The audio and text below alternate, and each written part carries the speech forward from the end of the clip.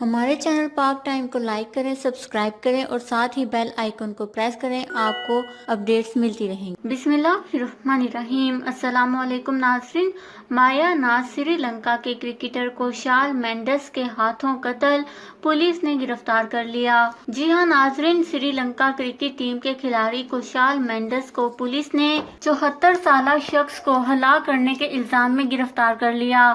غیر ملکی خبر رساں ادارے کے مطابق کولمبو میں سری لنکا کھلاڑی کوشال مینڈس کی کار کی ٹکر سے ایک سائیکل سوار 74 سالہ شخص شدید زخمی ہو گیا تھا، جو بعد میں انتقال کر گیا۔ سری لنکا کھلاڑی کوشال مینڈس اس وقت کار خود چلا رہے تھے۔